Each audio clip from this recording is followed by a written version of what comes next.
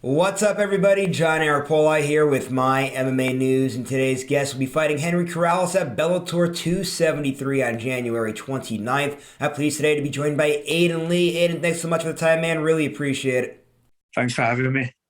Hey, pleasure's mine, man. And before we get into the fight-specific things here, just want to go ahead and wish you a happy new year. And I know you were in fight camp as we just celebrated this holiday season. So how were the holidays? Were you able to really celebrate being in fight camp and having to go through cutting weight and everything? Just how were the holidays with going through fight camp? I had a Christmas dinner. I enjoyed my food on Christmas, but I was in the gym. Got my wire around Christmas morning actually. So, it's not the first time I've done it though. I've been doing this a long time now, and I've had fights where I've had to miss birthdays or Christmas, so it's no big deal, man. And one other thing too with the holidays, before we get into fight specifics here, that I wanted to ask just out of curiosity. I know over here in the U.S. we're very big with New Year's. I know on New Year's Eve, right? We have a lot of people have house parties. A lot of venues have big events going on. Over there in the UK, are you guys the same way? I was just curious. Do you guys make a big to do over the New Year like we do over here in the United States? New Year's is pretty big in the UK too. To be honest, it's always there's always a lot of parties and that going on. Nightlife is big over here on New Year's Eve. But yeah, man, like I got the fight, man. So I'll celebrate my New Year's after the fight. Yeah, hopefully there will be a lot to celebrate this year for you. Of course, that big fight here coming up in a few weeks. Obviously, like we said, you're in fight camp right now. So let's start getting into fight specifics. Just how is camp going right now as you're preparing for this fight? Yeah, camp's been going well, man. I can't complain. I had the fight in Russia.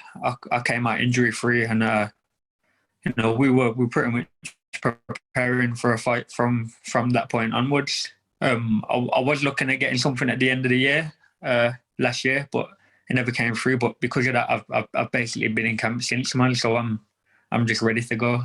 So you're saying there, right, how you were keeping your body ready to go to be ready for a fight at any moment there. I've talked to a lot of fighters over the years here that have talked about this, and they were always saying how they would try to keep their bodies ready.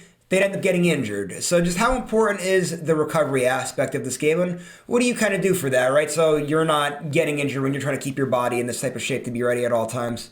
100%. I think obviously injuries come with the game, and it's when you're training to fight people in the cage, you're going to get injuries, but you just got to find that balance and train as hard as you can, but as safely as you can at the same time. And yeah, man, I feel like I've got a good camp. We've got a lot of experienced guys, and yeah, man, we know what we're doing. And speaking of training and recovery and fight camp and all that, I wanted to ask, we had this conversation, we were talking off air here for a little bit, but when I was looking at your Instagram, right, when I was preparing for this interview, I really liked the facility that you were training in, right? It looks like a smaller type of facility. Like over here in the U.S., we're so used to seeing these big, huge camps with hundreds of guys in a gym at one time. So what's it like being over there and training in a bit smaller facility? Like, I feel like there might be some advantages to that. Like, do you feel that there are advantages and you kind of get like maybe more attention drawn to you when you're in a smaller facility like that?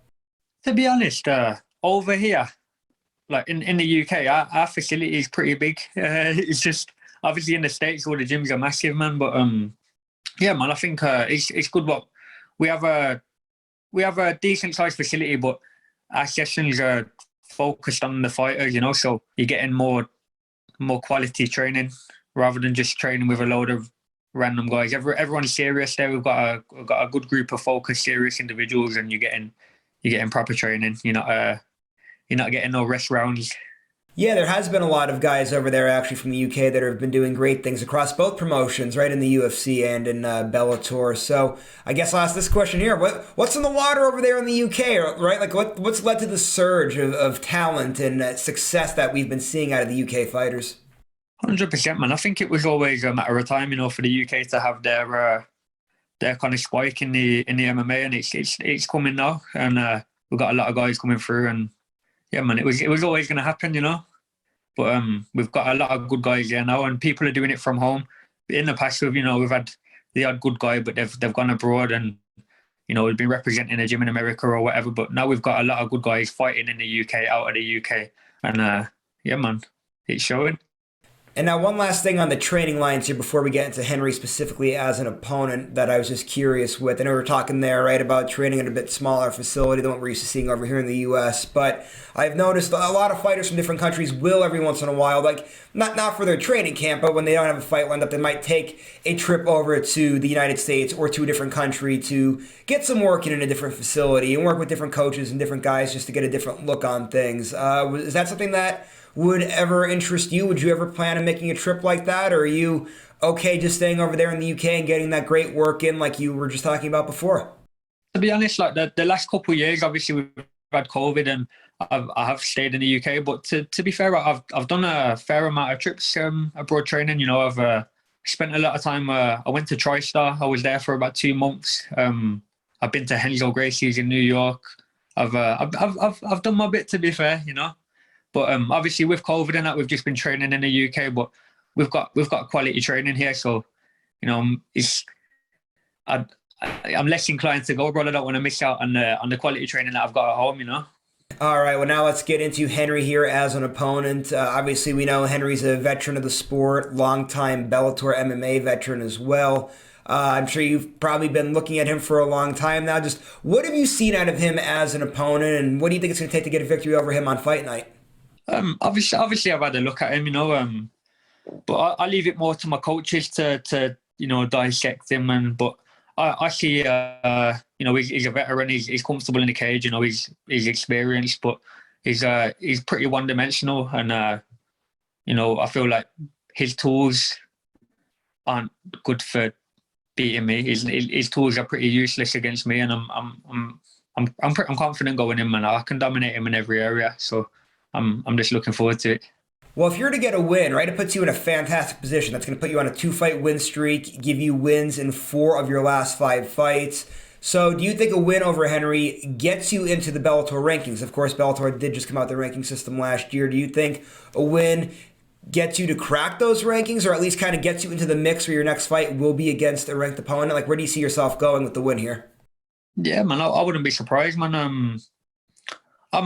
To be honest, I don't really care that much about it, man. I think in the past I was a bit over focused on I want to be, but I don't really care. I know he's a vet. You know, a lot of people. He's got a good fan base. People know who he is. He's fought Pitbull. He's fought all the names in Bellator. So a win over him shows that I can beat him. You know, and if it gets me in the rankings, great. If it don't, then that's Bellator's last. You know, but I don't really care. All right, Aiden, so here comes a question that I'm sure as a fighter has to be absolutely annoying to get, and I feel bad having to ask it because I debunk these theories all the time, but I know there's a lot of fans out there that are going to be watching this and probably say something similar to what I'm going to ask. So, in positions like mine in the media, or for the odds makers, or for the fans at home, they like to try to do these like MMA math things. So, for example, right, they would look at you guys and say you have one common opponent in Aaron Pico. He beat Aaron, you lost to Aaron. So that's how they're going to go ahead and make their judgment for the fight. Well, obviously, I try to debunk these all the time and tell people, you know, every fight's different. Styles make fights. Like in this case, for example, Henry fought Aaron when Aaron was very young in his career. You just fought him recently where he's been on a roll.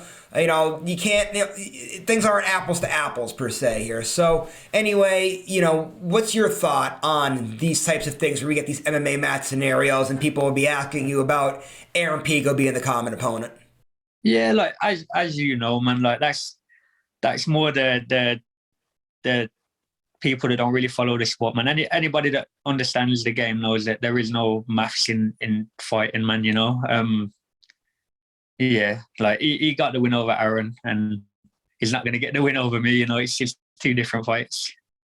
Yeah, man, like I said, I debunk all those theories too. I'm not a fan of it either, but I do want to ask you now, travel lines here. So obviously you're in the UK. We've stated that several times here. The fight's taking place in Phoenix, Arizona. So obviously coronavirus is kind of the hot topic in the world again. It's obviously has been for the last few years now, but obviously a lot of rising numbers and whatnot. Has Bellator told you anything like when you travel over here? Is there like a quarantine you have to do? I was just curious with everything going on in the world with the travel situation's kind of like there. To be honest, it's been a bit different with all the events I've fought on. You know, it's going to be my 4th international fight in a row, and obviously all of them have been during COVID, so there's been all different. It's been different every time, to be honest. The first one I fought in Milan, I think we were in a bubble the whole time. Literally couldn't leave the hotel. But yeah, when I was in Russia, it was pretty relaxed. We were out every day. We were out in public. It was pretty normal. So I don't really know what to expect, man. I'm just turning up to fight.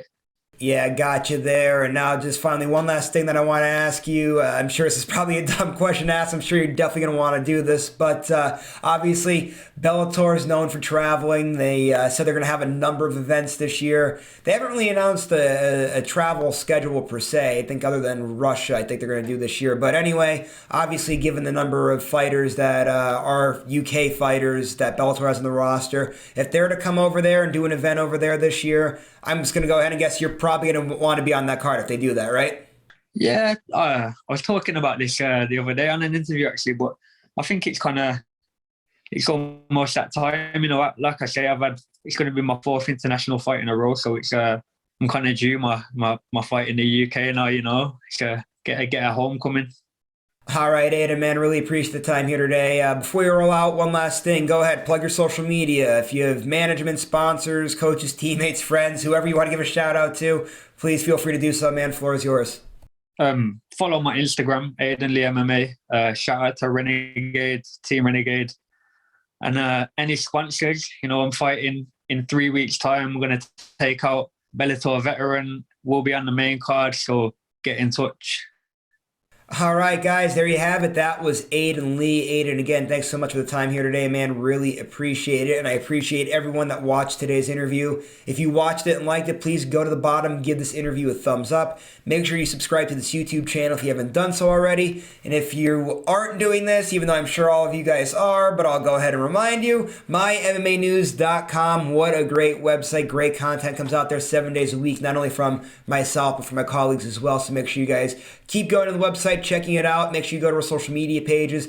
Give us a like and a follow on there as well. If you want to give me a shout out, give me a follow on Instagram or Twitter. I'm at John Eric Poli. We'll see you later, everybody.